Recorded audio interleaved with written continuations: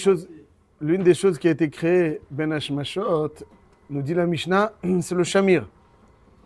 Le shamir, c'est un verre qui la taille d'un grain d'orge et qui a cette faculté exceptionnelle de percer toutes les matières aussi dures qu'elles soient. Quelle que soit la rigidité de la matière, le shamir, il la perce. Et ce shamir, donc ce vermisseau de la taille d'un grain d'orge, c'est ce qui a été créé Erev Shabbat Ben Hashmashot. À quoi il servait? Pourquoi est-ce qu'il a été créé Erev Shabbat Ben Hashmashot?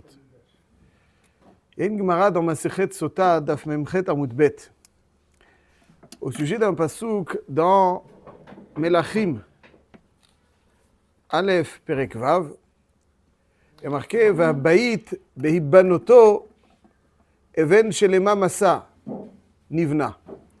Donc c'est-à-dire c'est des pierres complètes, telles qu'elles ont été prises de elles sont arrivées entières. Umakavot ve'agarzen kol keli barzel lo nishma babayit behibanoto. Donc la hache, tous les outils de fer n'ont pas retenti lorsque le Beth Amikdash a été créé. Dans tous les chantiers, quand on construit, il y a énormément de bruit. Et dans le Beth Amikdash, les choses étaient faites dans le silence. La construction du Beth Amikdash était faite dans le silence. Il n'y a pas de makavot, garzen, des outils qui font beaucoup de bruit, qui taillent la pierre, n'ont pas été utilisés. Makavot ve'agarzen kol keli barzel lo nishma babayit beibanoto. Alors comment on taillait la pierre? Alors nous dit la Gemara dans Masechet Sota, il y a une machloket Tanaïm. Rabbi Yehuda dit que la raison pour laquelle il n'y a pas eu besoin de faire appel à des outils de fer, c'est parce que Shlomo HaMelech avait ce shamir qui était donc d'une exceptionnelle efficacité, c'est lui qui taillait la pierre de façon très régulière et très nette. On n'avait pas besoin de... Le laser de l'époque. Pardon? Le laser de l'époque. Ça ressemble bien. Et comment est-ce qu'il a eu ce shamir? Je vous invite à voir Masechet Gitin Daf Samechet, c'est pas notre sujet. Amarlo Reb Nechemia, Vechi efshar lomar ken. Reb Nechemia lui dit, est-ce qu'on peut dire comme ça on n'a pas utilisé le fer pour tailler les pierres? Alors, je précise, dans la Torah Kdosha, c'est marqué que les pierres du Misbéach ne devaient pas être l'otanif à barzel, on n'a pas le droit de les tailler avec le fer. Ça, c'est les pierres du Misbéach. C'est pas marqué pour le reste du Beit HaMikdash. C'est pas marqué pour le reste du Beit HaMikdash. Mais Shlomo HaMelech l'a fait même pour le reste du Beit HaMikdash. Dans les Rishonim, c'est Chiyuv, Mifnim Mishurat Adin. Al-Kol Panim, ce qui est explicite dans la Torah, c'est les Avanim Mizbeach. Lui, Shlomo HaMelech l'a fait aussi pour les Avanim du Beit HaMikdash. Reb Nechemia, quant à lui, dit que oui, on a utilisé le fer pour tailler les pierres du Beit HaMikdash. Et il apporte une source, il dit, alors pourquoi est-ce qu'il y a marqué l'onishma babayit, que makavod va garzen kol kli barzel l'onishma babayit? Le pshat est que à l'extérieur du Harabayit, on les taillait et on les amenait sans faire, d'amener dans Harabayit pour eux. Mais on a utilisé le fer. Ça, c'est Rabbi Nechemia. Et Rabbi Yehuda Nassi, Rabbeinu HaKadosh, dit Nir'in divrei Rabbi Yehuda be'avnei mikdash. Ça veut dire que les pierres du Beit HaMikdash n'ont pas été taillées par le fer, mais uniquement par le shamir. Et par contre, le palais de Shlomo HaMelech, là-dessus, ça s'est passé comme Rabbi Nechemia. Ça, on a utilisé donc les outils de fer. Donc ça veut dire, d'après Rabbi Yehuda, à quoi servait le shamir qui a été créé Ben Hashmashot, Erev Shabbat Ben Hashmashot, à tailler les pierres du Beit HaMikdash. Dit Rabbi Nechemia, Shamir les Mayata, d'après Rabbi Nechemia, que les pierres du Beit HaMikdash ont été taillées par le fer, à quoi servait le shamir? Nous dit la Gemara, l'Ichdetania, Avanim Alalou, il y avait des Avanim dans lesquels étaient gravés les noms des Shvatim. sur le Kohen Gadol. Et comment est-ce que les noms étaient inscrits sur ces pierres? Est-ce qu'elles étaient inscrites avec avec de l'encre? Pas du tout. Il y a marqué Pituché Chotam. Pituché Chotam, ça veut dire que ça devait être gravé. Ok. Alors peut-être que on va graver donc avec des outils qu'on utilise pour graver. Impossible, parce qu'elle devait être aussi complète après la gravure qu'avant la gravure. Bemilou Otam, elle devait être pleine. C'est-à-dire quand on grave quelque chose, forcément on ôte une partie pour graver. Et là c'est Milou Otam, ça veut dire qu'elle devait être aussi pleine, aussi complète avant la gravure qu'après la gravure. Alors on fait quoi? On peut pas. Alors si on pouvait écrire avec l'encre, on comprend, elles sont aussi pleines. Mais quand on doit graver, alors a priori c'est comment on fait? Et là, Kotev alehem bidio ou mar'e alehem shamir. Le shamir, donc lui, il était capable d'écrire, donc de graver dans ces pierres précieuses sans enlever quoi que ce soit. Ven nivkot me'elen. Il avait deux fonctions, le Shamir, alors? Après, oui, le shamir a été utilisé pour graver les noms des shvatim dans les pierres. Et il a été aussi utilisé, selon Rabbi Yehuda, et comme ça c'est l'halakha vraisemblablement, puisque Rabbeinu Akadosh Niri Nivri Rabbi Yehuda, aussi pour les pierres du Beth Amikdash qui ont été taillées avec la précision du shamir sans utiliser des outils de fer. Voilà, on fait la forme et le shamir il passe dessus et puis il grave ce qu'on souhaite qu'il grave. Comme ça c'est marqué donc dans la Gemara, dans Masechet Sotah Daf Memchet Amud Bet. La question est pourquoi? Pourquoi Hachem il a dû faire ainsi que le Havanim Bet Amikdash? Je ne suis même pas sûr que c'était Mechouyav pour Shlomo HaMelech de le faire. Le Shamir il a été créé Ben Hashmashot pour ça. Après il a créé Ben Hashmashot, pour ça. Ma'inyan Bezé, Ben Hashmashot pour ça. Donc ça veut dire qu'il a des forces qui sont pas naturelles. C'est ça que ça veut dire. Ouais, on ne connaît pas un vermisseau qui est capable de faire aval alcool panim. Le Shamir avait cette force et nous dit la Mishnah dans Sotah, il a disparu. Après Khurban Habayit, il a disparu. On l'a. Quel union donc il a été créé pour Ben Hashmashot pour ça. Ma union bezé. Zema me semble ainsi. Dans la tfila de Shlomo HaMelech, dans le discours de Shlomo HaMelech après l'inauguration du premier Beth Amikdash, il y a marqué Vahi Adonai el David Avi. Akadosh Baruch Hu donc s'adresse à David HaMelech et lui dit Yan asher hayaim levavcha livnot beit lishmi hetivota ki hayaim levavecha. C'est-à-dire parce que tu avais une envie très forte de me construire un Beit Amikdash, hetivota, tu as réussi. Ki hayaim levavecha. Parce que tu avais en ton cœur cette volonté. C'est quoi il a réussi? Finalement, Hachem ne lui a pas permis de créer le Beit Amikdash. Ça veut dire quoi? Il a réussi.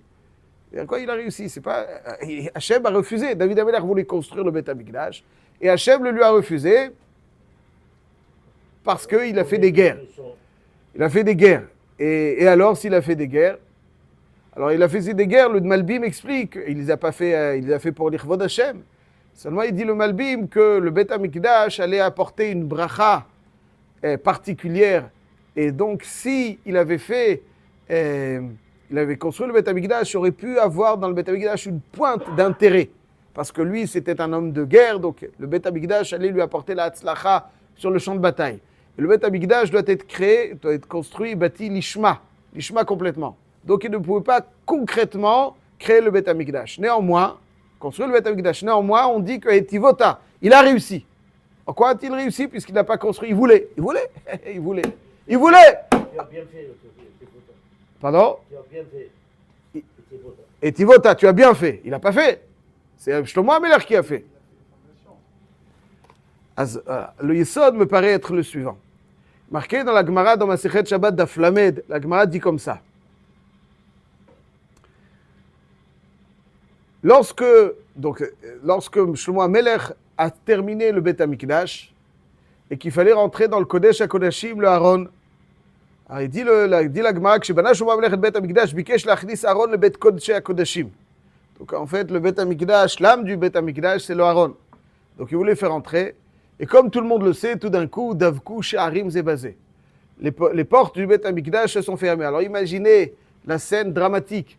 Shlomo HaMelech avec tout le Ham Israël qui est là, qui attend une seule chose. Donc on est sorti de Mitzrayim pour venir en Eretz Israël. Eretz Israël, c'est Binyan Bet HaMikdash, c'est l'objectif suprême.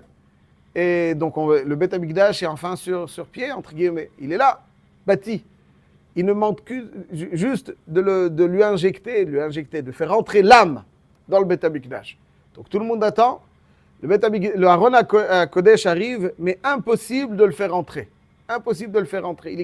Les portes sont collées. Amar Shlomo Esrim ve'arba'a renanot velo ne'ena. Il a dit donc des tfilotes, il a utilisé tous les moyens. Shlomo HaMelech, dans son chokhma inimaginable, il a utilisé tous les moyens, pas moyen que les portes s'ouvrent. Patach ve'amar se'u sha'arim rashechem ve'inas'u pitre olam ve'yavo melech hakavod. Ra'atu batre le mivle. Donc dès qu'il a dit ça, il était menacé. Mi uze melech hakavod. Amar lehu Hashem izuz ve'gibor. Il dit, Chazar ve'amar se'u sha'arim rashechem ve'us'u pitre olam ve'yavo melech hakavod. Mi uze melech hakavod. Hashem tzevakot u melech hakavod c'est le Shem Shamaim. Le Shem Shamaim. Hashem, donc tout d'emblée il dit, c'est Melech HaKavod, c'est Hashem, lo ne'ena. Pour Hashem, lo ne'ena. Les portes ne s'ouvrent pas. Kevan she'amar, donc il était a priori désemparé. Les portes, Hashem Elokim, al tashev pene meshichecha, zocha lechasdei David avdecha. Déjà, il évoque David HaMelech, miyad ne'ena. באותה שעה נהפכו פני כל שונאי דוד כשולי קדרה. Tous les son'im de David HaMelech, même après sa ptira, il en avait. Keshoulei Kdera, ils avaient le visage noir, comme le dessous des marmites. V'yad'u kol ha'am v'chol Israël shebachal lo HaKadosh Baruch Hu al oto avon. Il dit pourquoi? Parce que, en fait, les mauvaises langues, mauvais esprits, disait David HaMelech n'a pas à construire le Bet HaMikdash parce qu'il ne pouvait pas le faire.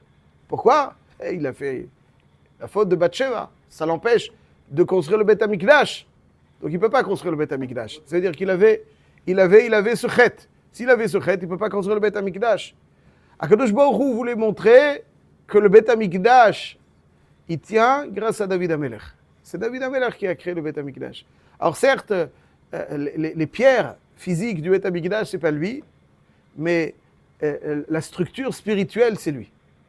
Le Bet HaMikdash, c'est pas un ensemble de briques, aussi prestigieux qu'elle soit, mais c'est une structure spirituelle, un cadre spirituel qui accueille la Shrina, un cadre spirituel magnifique qui accueille la Shrina. Qui est-ce qui a bâti la structure d'accueil du Bet HaMikdash? David HaMelech. Et quand les gens pensaient que David HaMelech n'était pas, Hachem voulait montrer, c'est lui, c'est David. Alors c'est Shlomo qui a fini le Bet HaMikdash, mais c'est David HaMelech qui l'a construit. Vayinu dirtiv, et c'est pour ça qu'il y a marqué tout de suite après, Vayom Hashemini, après donc cette inauguration magnifique du Bet HaMikdash. Shalach et Ha'am, donc le peuple est rentré chez lui, Vayivarechu et HaMelech, Vayelchu le'aholehem, semechim vetovelev al kol hatova asher asa Adonai, les David Avdo ou l'Israël Amo. Et là, Gemara explique. Ve'elchu le'olehem, shematzu neshotehem betahara. Smechim, shenehenu miziv hashchina. Tovelev, shenit'abru neshotehem shel kol echad ve'echad, ve'yalda zachar. Al kol hatova, asher asa Hashem le David Avdo, shemachalo al oto avon. Al oto avon, ça veut dire qu'il a montré qu'il n'y avait pas ce chet. Ça, ils étaient aussi smechim et tovelev. Ou l'Israël amod et achin lehu avon de Yom HaKippurim. Parce que, comme vous le savez, le Bet HaMikdash premier, donc ils ne sont pas jeûnés. Les jours d'inauguration du premier Bet HaMikdash n'ont pas jeûné le jour de Yom Kippour. Donc ça, c'est les maaseh. Donc la vraie structure qui a accueilli la Shrina n'a pas été déposée par Shlomo HaMelech, elle été déposée par David HaMelech. C'est David HaMelech qui a construit. Ça, le pshat, dit le Malbim. Hetivota ki hayem levavecha. C'est-à-dire le cheshek, la fougue, l'envie, le désir ardent de David de bâtir quelque chose pour Hachem, c'est ça qui a constitué les structures d'accueil pour HaKadosh Baruch Hu.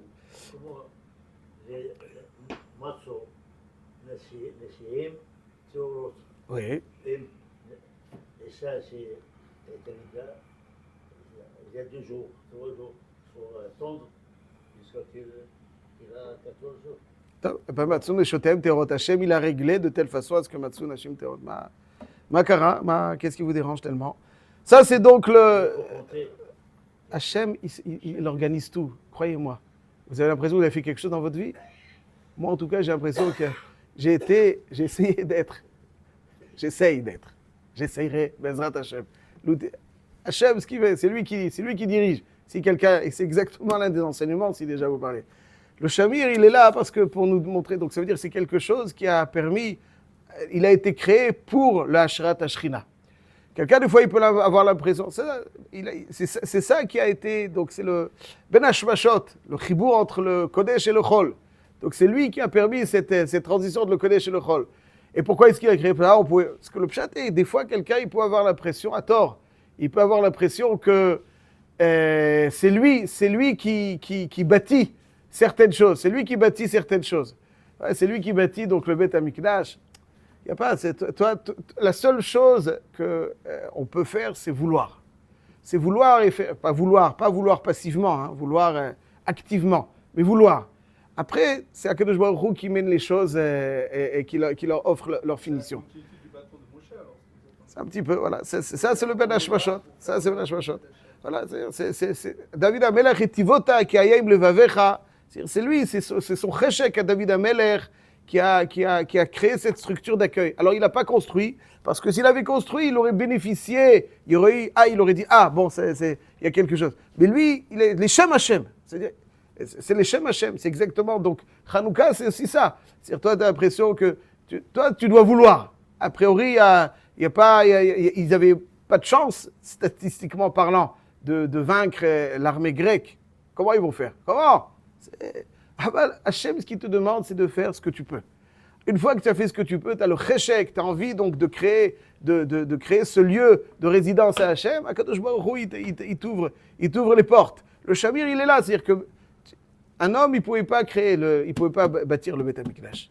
C'est une siyata d'Ishmaya. Le Shamir, c'est ça. Toi, tu peux pas. Le Shamir, lui, est tout petit. La taille d'un orge, il peut. Pourquoi? Parce qu'Hachem, il l'a envoyé. Le jour où le Beth Amikdash est détruit, le Shamir, il disparaît. Il est là pour te montrer que c'est Akadosh Baruch Hu qui t'aide à le créer. Toi, tu peux rien faire. Si ça avait été toi, tu n'aurais pas pu créer le Beth Amikdash. Ça, c'est donc le Yesod de David Amelech. C'est lui qui a dans sa volonté, créé cette structure d'accueil. Même Shlomo, après, physiquement, les pierres, même physiques, il a fait ce qu'il pouvait. Il a fait ce qu'il pouvait. Mais finalement, c'est ce qui a permis aux choses de se finaliser. C'est Akadosh Baruch Hu. Et ça, c'est ce qui nous a appris dans toutes les entreprises. Nous, on doit faire tout ce qu'on peut.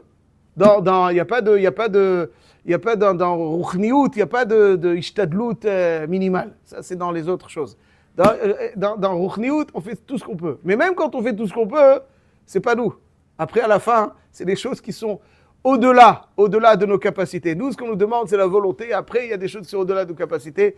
Et c'est Akadosh Baruch Hu qui apporte la siyata d'Ishmaya, comme toujours, pour amener les choses à leur objectif. Hazak Baruch. Masechet Shabbat.